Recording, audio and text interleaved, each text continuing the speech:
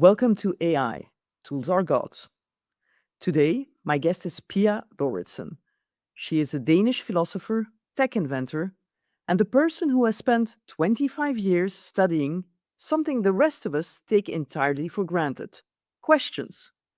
She has analyzed more than 30,000 questions asked by people across the world, written 5 books, and created 2 digital tools, Qvest and Question Jam, to give many thousands of people access to the power of asking.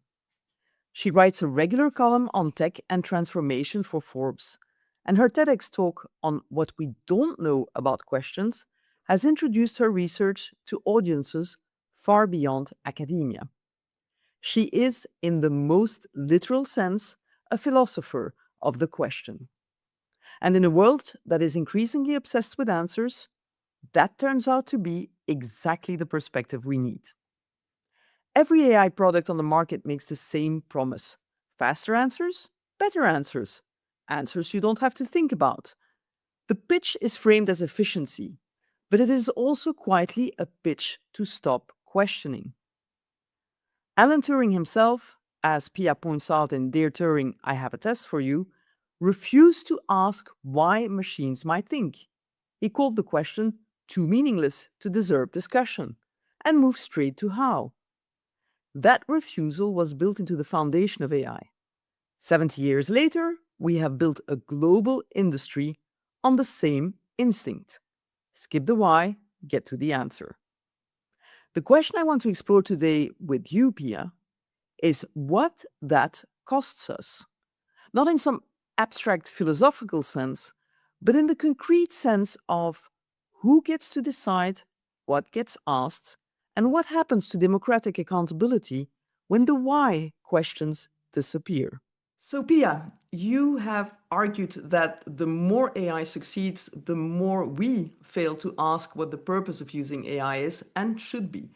So, after everything you have observed and researched, do you think that failure is accidental, or is it built into the way we have designed both the technology and the conversation around it? I think this is a very important question, and it digs very deep into understanding both the essence of technology and the essence of being human.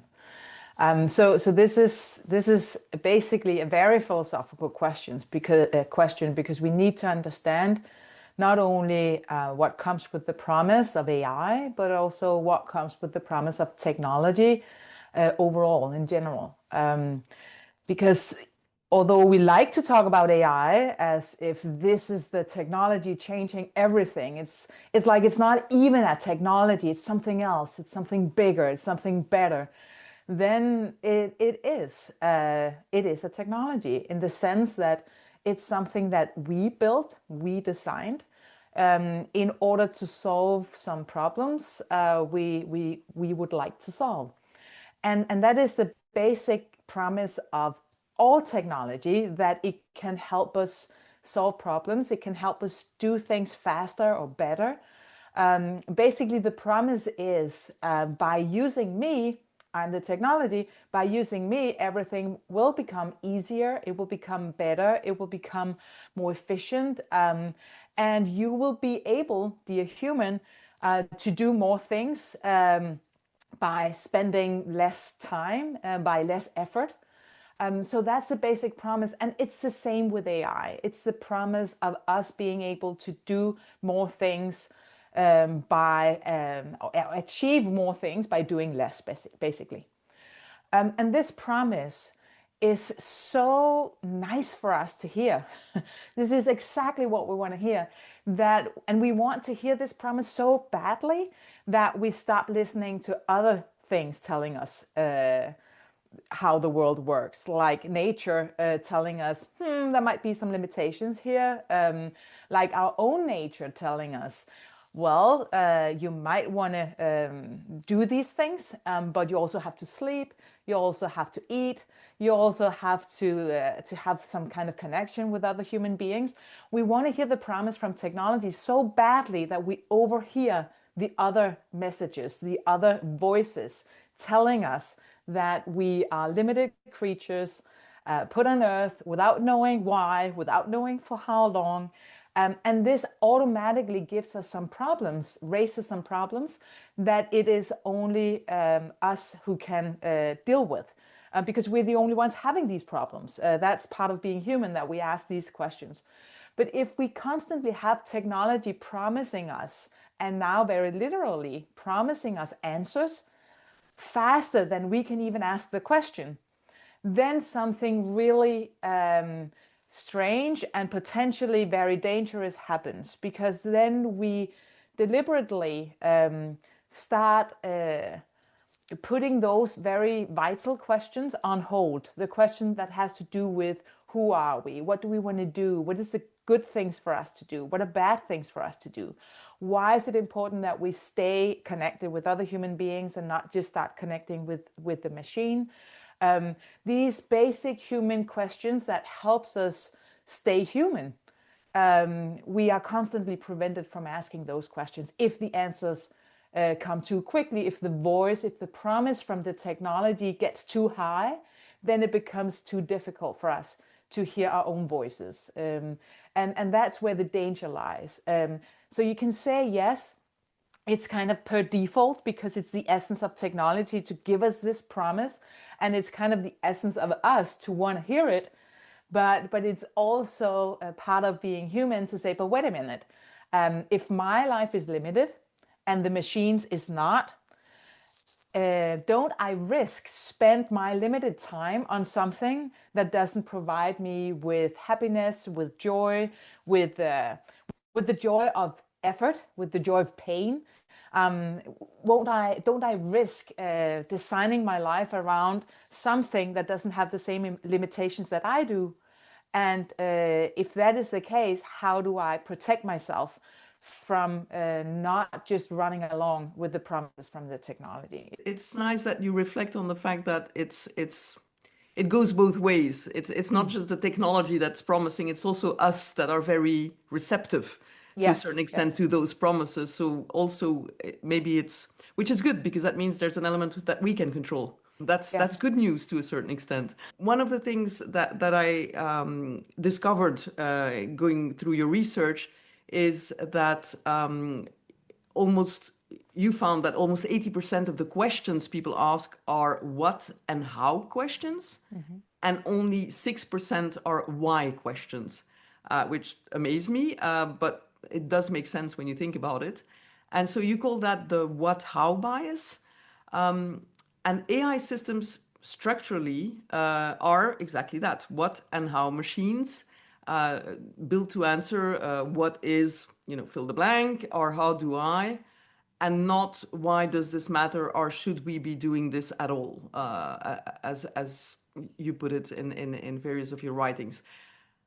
So the concern that you voice and that you reflect on is not just that AI cannot answer the why questions, but it is that by providing that instant, frictionless set of answers to the what and how, it actively reduces the discomfort that normally prompts us to ask why. And it's a discomfort that is part of how we grow to a certain extent. As you said, the joy of pain, or the lessons of pain and friction.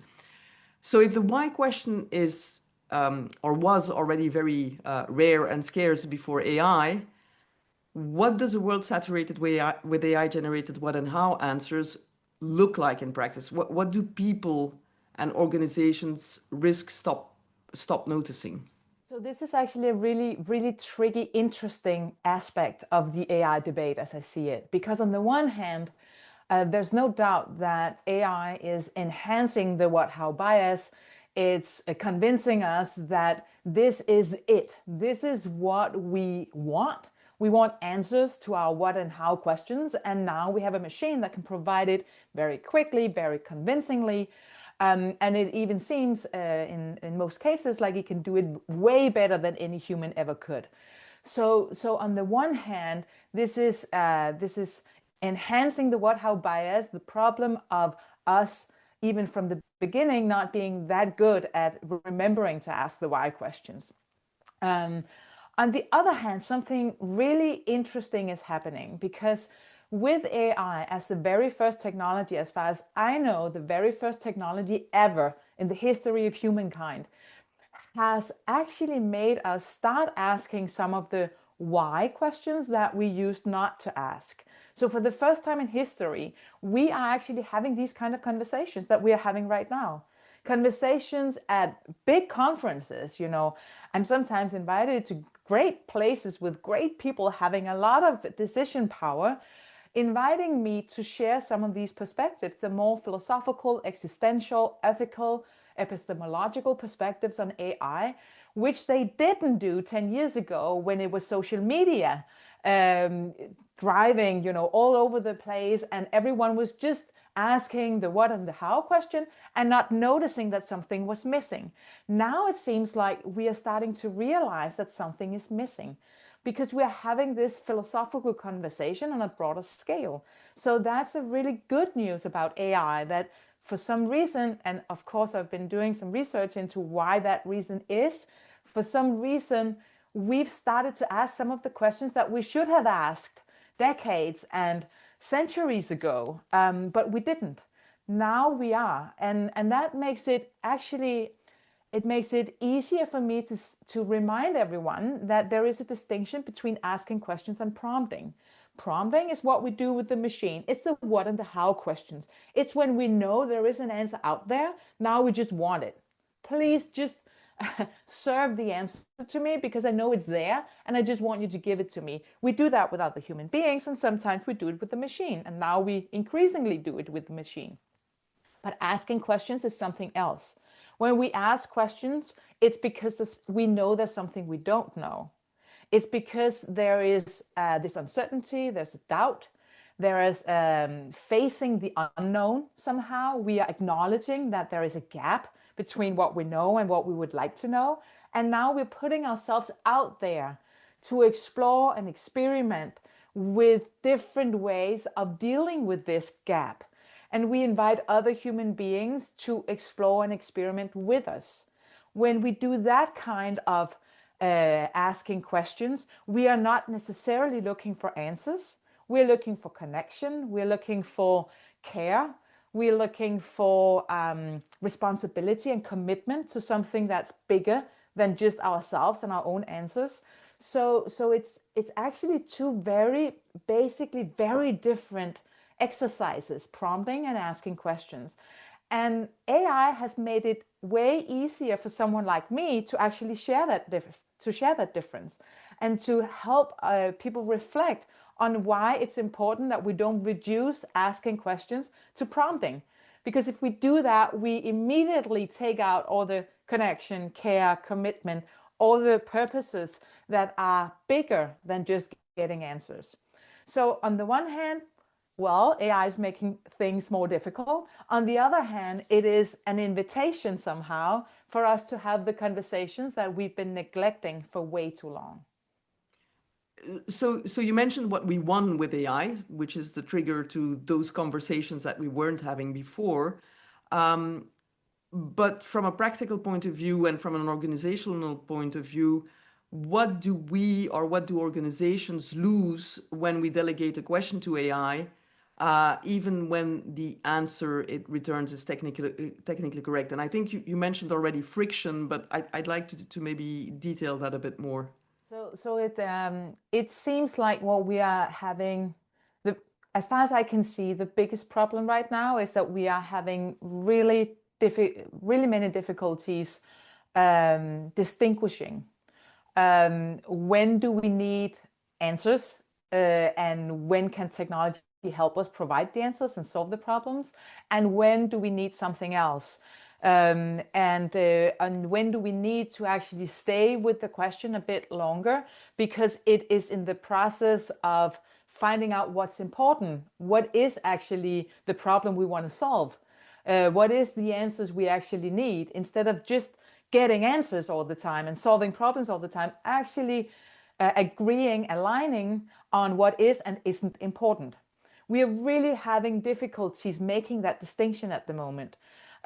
even more than we did before, because that's always been difficult for us. But it's always been something we knew was our job. We knew as human beings, because of what I talked about earlier, being limited in time and space, knowing that we don't have all the time in the world.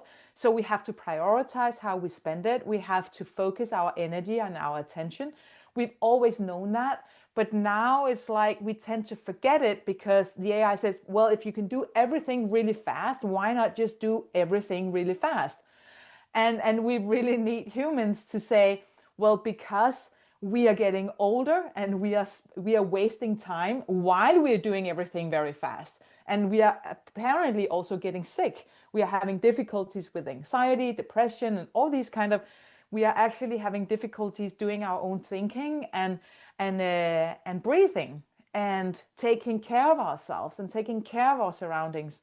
So we need to learn how to make that distinction so we don't spend all this time and all this money and all this energy on building technology thinking that it can solve problems that technology will never solve, because it's human problems and it's human having these problems for a reason.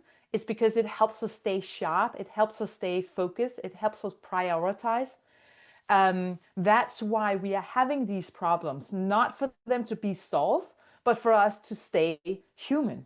And if we don't, and I would say fairly soon, reconnect with that ability to distinguish, we will make so many bad decisions, spend so much money and so much energy on building technology that will only make things worse.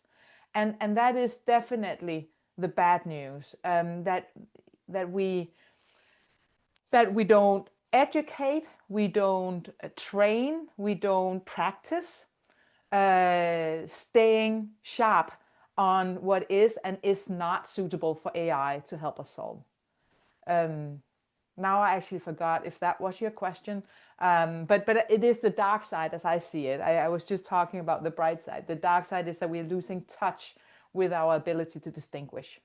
I think that answers the question of what we risk losing, and as you said, that capability to embrace friction as part of the process and as what keeps us honest to a certain extent as human beings, and what keeps us maybe grounded and in balance, as opposed to going overboard and just never having a quiet moment anymore to a certain extent. I mean, yes, the AI arms race, as they say, is actually happening in us at the moment to a certain that's extent. a nice way of putting it. Yeah, I think you're totally right.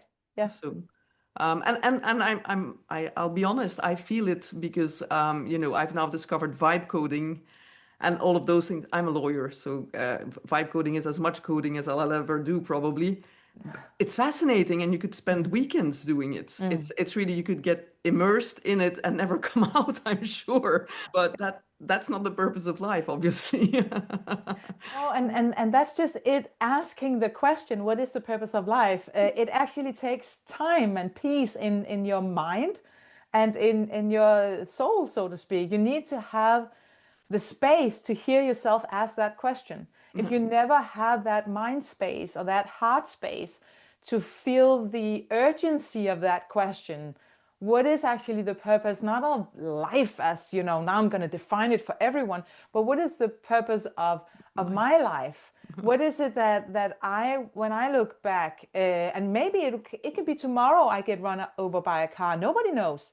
That's part of the condition of being human. I don't know if I have a minute, a second, or I have decades left. So asking the question, how do I want to spend that time? If I never have the space in my head to hear myself ask that question, I will just run and run and run. And the thing is that the machine doesn't need to ask that question. It doesn't have the gap between what it knows and what it doesn't know. It doesn't feel the doubt or the urgency of spending its life wisely. It doesn't have these kind of needs. So if I adjust my life to the way it is designed, I no longer take care of what I was not designed but born to do, which is making up my own way of dealing with all these questions, of dealing with this unknown life that I was just thrown into. So there is something really important going on there, and I think we especially in companies, we tend to forget all the things that comes with having one human being talking to another human being, whether be it in customer service or in colleagues talking to each other, or leadership ways of, we are living in a world where leaders actually think that they can have a machine tell them whether they are being rude or not being rude, how they should deal with people issues in their organizations. And that to me is very, very scary. That is trusting the machine more than we trust ourselves and our own experience, because we know when we hurt someone else. Unless we're psychopaths, we know if we are able to actually connect with other human beings, listen, read their signs, not just what they say, but listen in on what do they tell me between the lines, how do they respond. We know all these things, but we need to be able to hear it. And the noise sometimes prevent us from doing that. Yeah, AI as noise is a nice is a nice way of putting it. So I want to. We looked at the questions we're not asking or not asking enough anymore, or the absence of questions nearly, and going to prompting rather than questions. I now want to look at the politics of who gets to ask.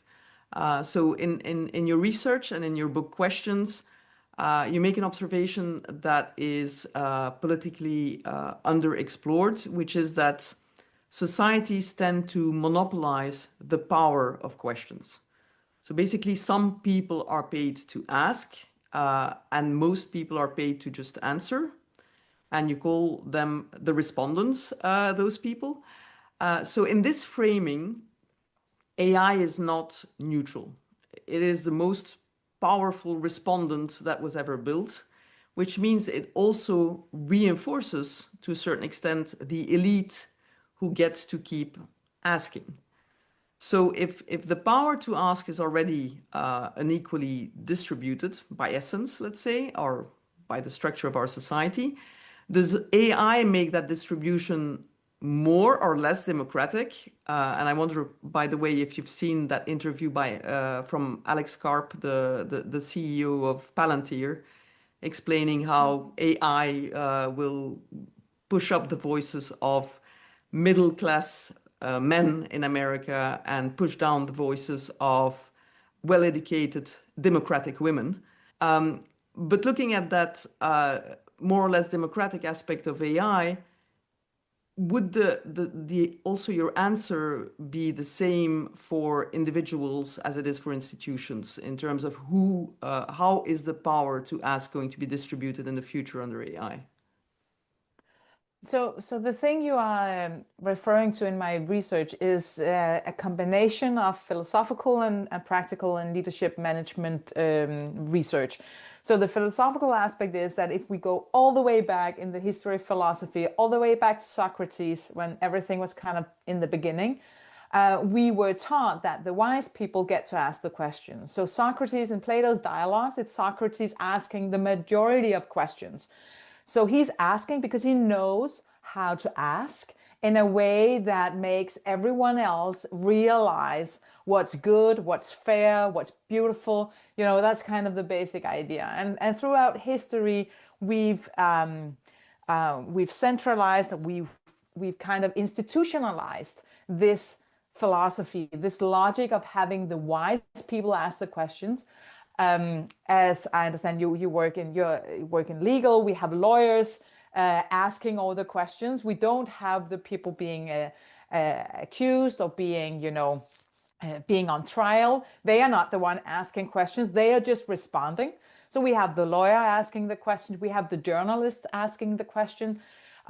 We have in schools, in most cultures, it's the teacher asking the questions. The students are just supposed to know the right answers.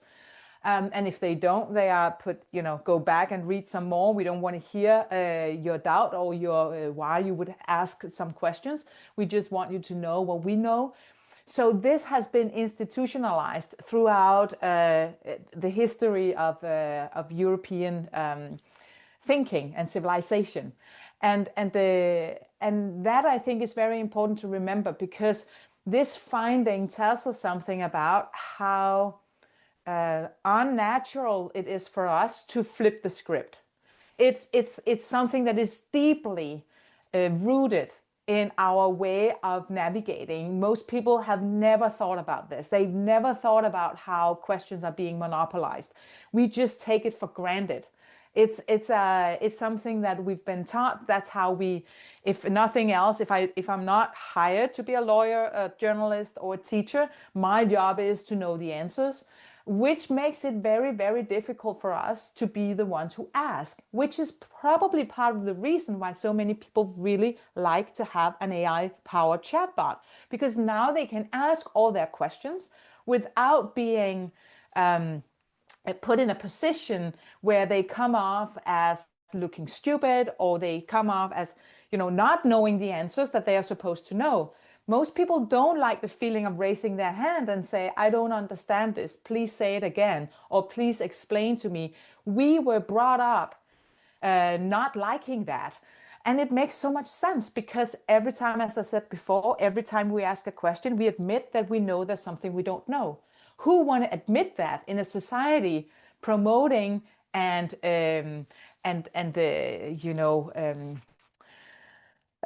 celebrating the people who has the answers? So there is something going on here that makes it very easy for us when we have the tool. We say, oh, that's nice. Now I can ask all my question of the tool. And what we completely miss out on is that we, as the one just using the tools, not the one designing it, not the one making a big investment money based on putting it to market, but just the ones using it, what we don't realize is that we are not asking questions, we are prompting, which means we get this machine who can help us with all the what and how questions, but we think it can help us with everything.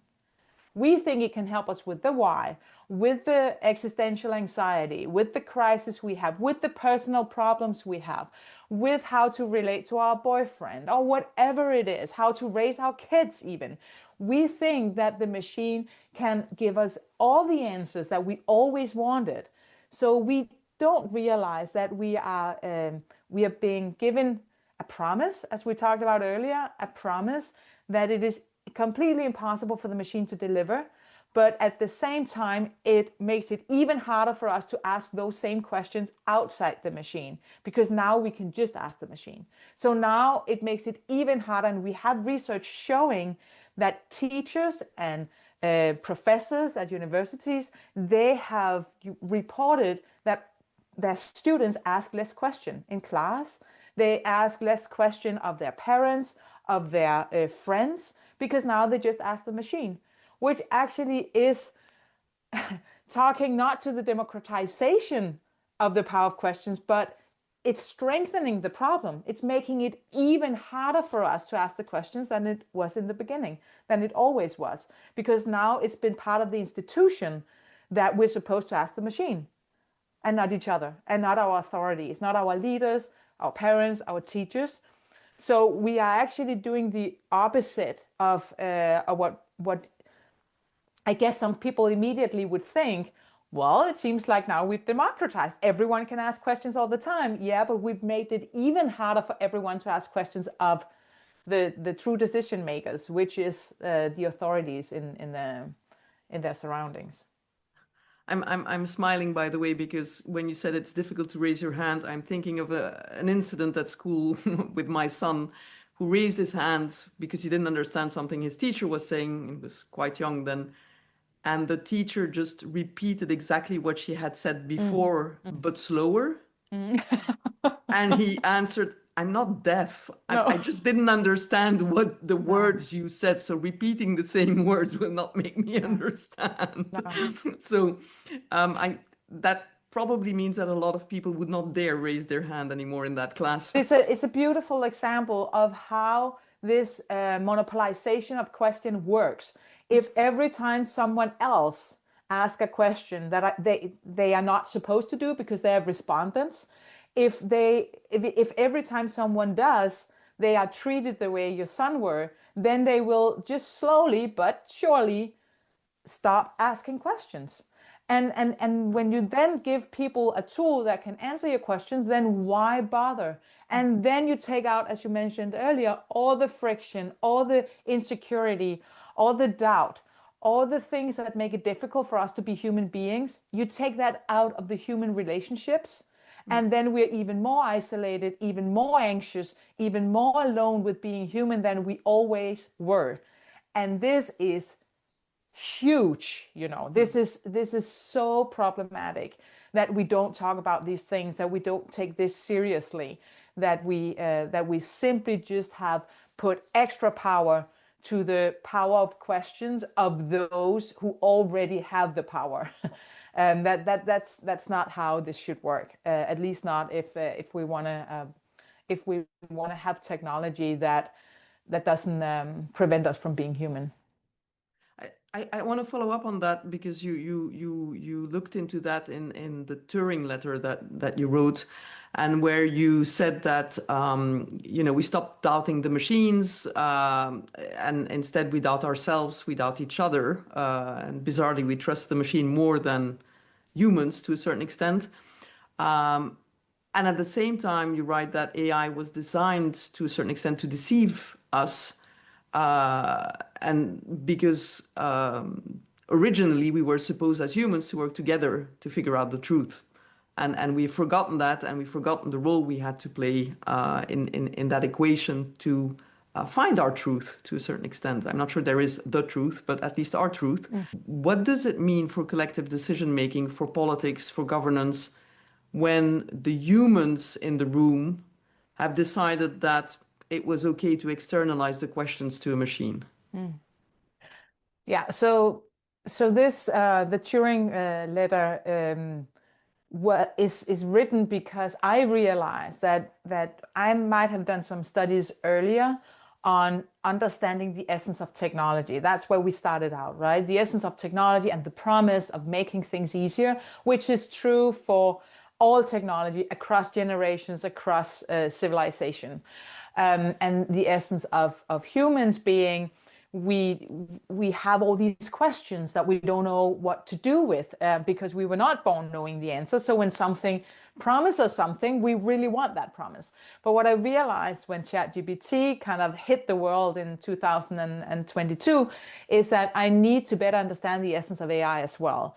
So what is it that makes AI different than previous generations of technology? So I read Alan Turing. I read the text where he introduced the imitation game, which we now know as the Turing test. And it was so inspiring and a bit surprising for me to realize that the way Turing himself described the purpose of building these thinking machines was never to have a machine that actually was capable of thinking. That was never the intention. Turing even said, I consider the question, if machines can think, too meaningless to deserve discussion. So while we have today's experts, whether they work in Google or Meta or at universities, having AI experts telling us about these super intelligent machines reaching human level intelligence and thinking, the founding father of AI said this is too meaningless. Let's don't discuss that. And then he introduced the imitation game. And the imitation game is in the beginning played by 3 human beings. So he starts out by saying, you must imagine you have this play with 3 players, player A, player B, player C. And they have different roles to play in the game. Player A is a man. His job is to pretend he's a woman. Player B is a woman. Her job and her role is to speak the truth, to stay true to her own experience and just tell the world as you see it. And then we have player C. It's the player asking all the questions of player A and player B in order to determine who is who. So player C cannot see player A and player B, but can ask questions of the other two and then say, well, I think player A is a man and player B is a woman, or vice versa.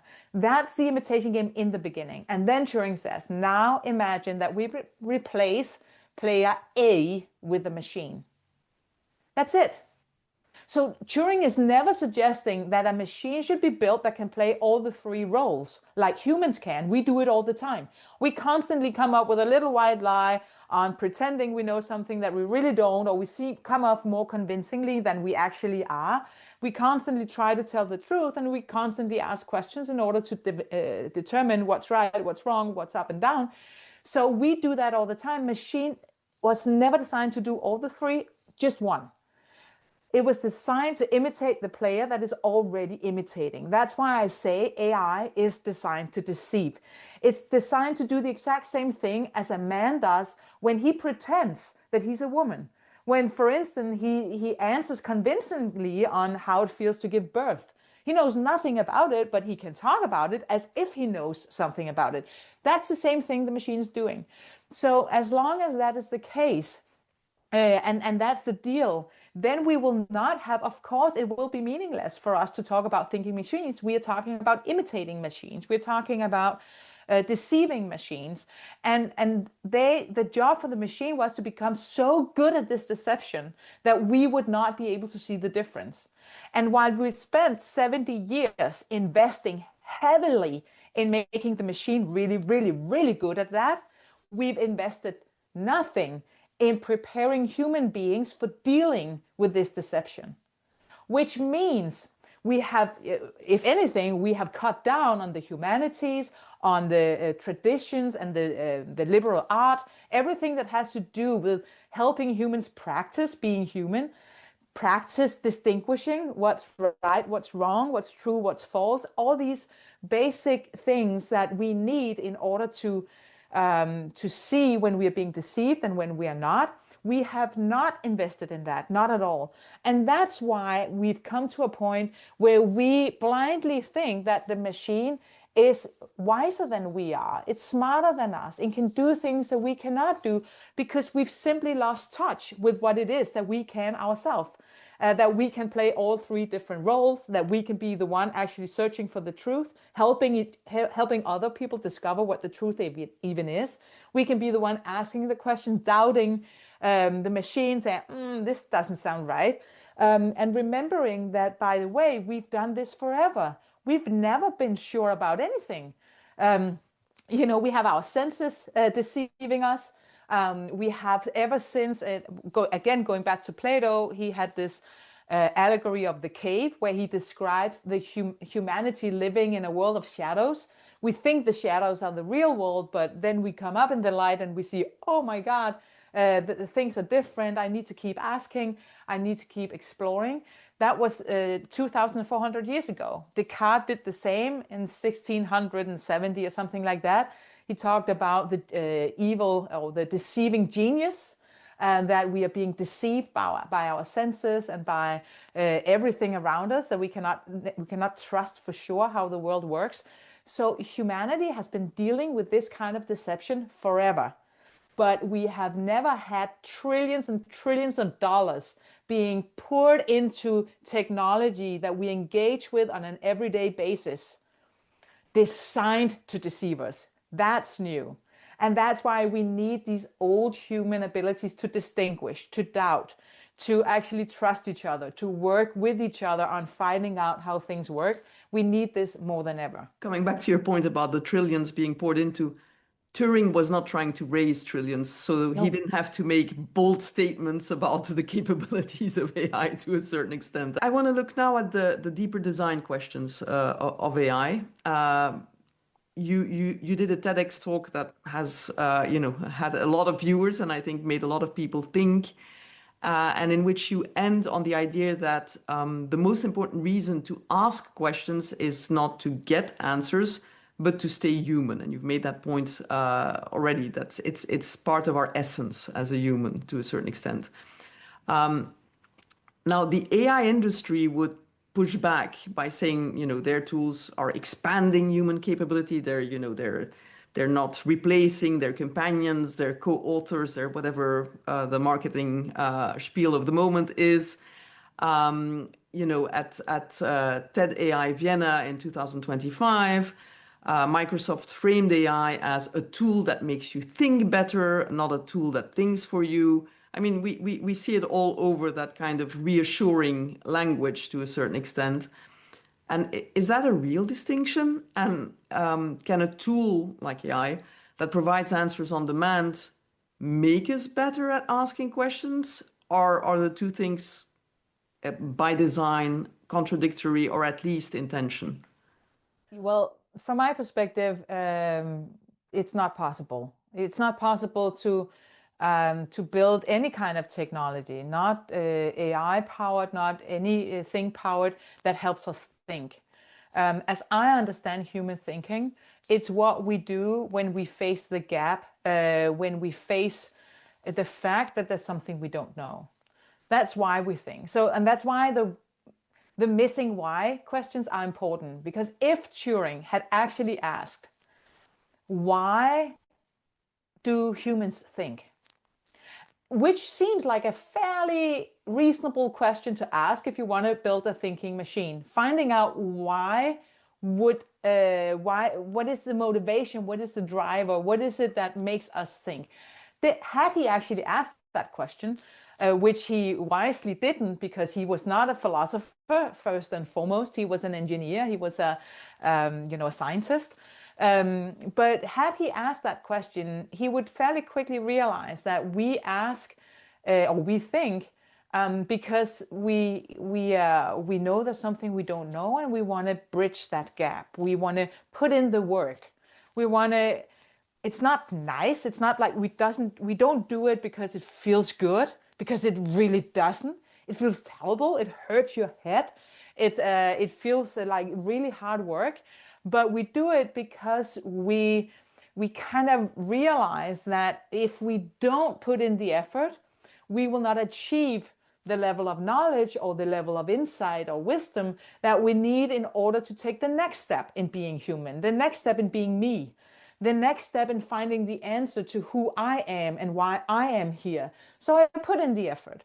And my point is that effort comes from facing this gap and facing this absence of knowledge. If this absence is constantly filled with tools and answers, well, then it goes without saying, I won't do the work, because I will have tools to do something else. So I will do the work that the tools are designed to help me do. But no one can design anything to help me think. I have to do the work myself. I have to make the decision myself that, okay, now I'm going to do it. Now I'm going to, it's becoming so annoying that I don't know this, that I will have to look it up. I will have to read this book, or I will have to not read this book, but go out in the nature and explore something. Or I will have to ask my mentor, okay, I thought I could ask the machine this, but I wasn't satisfied with any of the question, any of the answers. And I'm going to ask you, why do I feel so stupid when I'm in this situation? Can you please help me? I have to overcome that resistance of this being uncomfortable, showing my own ignorance to the world, admitting my own uncertainty, and saying, well, I'm going to run that risk. I'm going to run the risk of you thinking that I am a complete fool. Because by running that risk, I will start to evolve. I will start to learn. I will start to grow as a human, not as a machine, but as a human, because I will start building new experiences and new connections between the experiences I already have. And it's that connection that make me human, because that's my connections. It's my experience combined with this experience that makes me Pia, and not Caroline or Friedrich or something else, but Pia. And that's my job. Nothing can help me become Pia. Only I can. And that is, for me, these things are inextricably linked. You know, the existential and the ethical and the epistemological. So I'm thinking because that's the only way I can be the human I'm supposed to be. Outsourcing that work or using tools to help me do that work. It's not making me think, it's not making me learn, it's not making me grow. It's maybe it feels like I'm becoming more efficient or I'm being more productive. But if I never have the space, as we talked about earlier, in my head to hear what are the questions I need to ask right now, then I'm just being efficient with something that might not have any meaning at all. It's just being productive for being productive. Solving problems that nobody knows if they need solving, or if there are other problems that are more important. So that's what I mean by the connection to the being human. So basically, we need to face a blank sheet from Yeah, time to time. If we yeah, don't have a blank sheet from time to time that we have to fill, and if someone else is always filling it, or something else is always filling it, we're exactly. losing that thinking capacity, which is true, but as you said, sometimes uncomfortable when you're staring at that blank sheet for a long time. Always uncomfortable, and that's why I think about this as, it's all about an escape. It's like we are running away from that blank sheet very, very fast, and if we just run very, very fast, we get the feeling that we're running towards something, but we're not. We're just We're just running running away. away. We're just running away, and that's so stupid, right? Where it kind of like, yeah, but I'm running very fast. Good for you. But you're not running anywhere. You're not achieving anything of value. You're achieving something. It might be of value for the company you're working for because they might make money, but in a limited period of time. Because if the company, on an overall basis, is not making the distinctions, are not having the discussions, then there is a very, very big risk that it too is just running away from something, and then at some point something else will be more interesting for the clients, for the customers, and then it will be running out in the sea by itself. I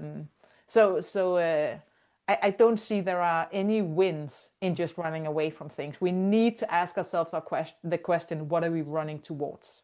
I want to switch now to two questions that I've identified for each of my guests so that, at the end I can compare the answers. So the first question is, what is the one thing, it's going to be a difficult one because I imagine there are multiple things, but what is the major one thing decision makers, be it leaders in business or leaders in government, most consistently misunderstand about AI right now? I would say that it is that it has the potential to solve human problems once and for all, and it doesn't. It doesn't have this potential. People are talking about AI as it already can do all these amazing things, and it's only the beginning. It will be able to cure cancer. It will be able to solve the climate crisis. It will be able to any health crisis, even the ones that has to do with mental illness, that has to do, it's just a matter of time. It will be able to solve everything. All we have to do is figure out how to spend our time, as if figuring out how to spend our time is just a small Disney park looking question, when in fact it's the question for human beings to be asking. How do we want to spend our time? Not when AI has solved all our problems, which it will not, but right now. How do we want to spend our time? Do we want to spend our time running, as I just mentioned? Is that why we're here? Is that the answer to our purpose? Or do we really need to take the time to ask a few more questions in order to identify on an individual, on an organizational, institutional level, what is it that is our job now that this new amazing technology has arrived? Then why, who, when, where, ask not just the what and how questions, but all the kinds of questions that helps us navigate in a more sane and wise way than just running after, from this idea that AI has this potential. Big fan of techno solutions, let's put it that way. I'm really not, and I think it has to do with there is this. There's a quote by a German philosopher, Hans-Georg Gadamer, who says that the things that change draw so much attention to itself that we completely forget the things that stay the same. And I think that is a really big problem we're facing right now, that because so many things are changing so fast with AI, we completely forget that there are things that stay the same. For instance, that as human beings, we need to sleep, we need to eat, we need, at some point in time, we will die. We have limited time and resources. All this is the same and it will stay the same.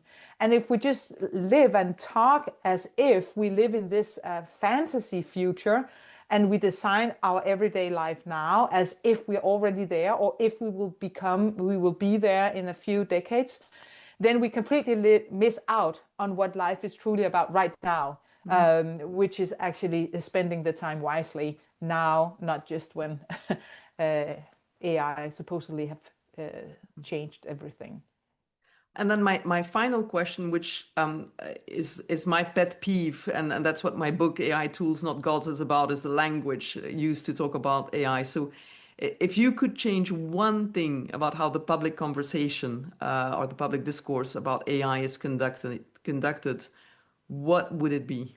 It would be that we would focus way less on the technology and way more on the people who uses the technology, and all the people who need to be reminded, educated, trained in connecting with their own ability to distinguish, to think, to all the things we've been talking about. It's just beneath the surface of all of us. It takes a second, and then we can actually reconnect with our own ability to do all these things, and we can start trusting ourselves and each other. And I would really like if we could talk more about the people using technology instead of the technology and the people regulating the technology, the people building the technology, all the rest, all the respondents. I would love to talk more about our ability to navigate these times instead of just already assuming that we will be replaced by a machine. It's so counterproductive for everything. Thank you so much, Pia, for your time. And so I take away that whenever someone tells me something, I'm going to ask why. That is my new question to ask. And I encourage everyone else to do the same and to look at that, blank page and embrace it instead of running away from it. Thank you so much. Thank you so much, Caroline. It was a big pleasure.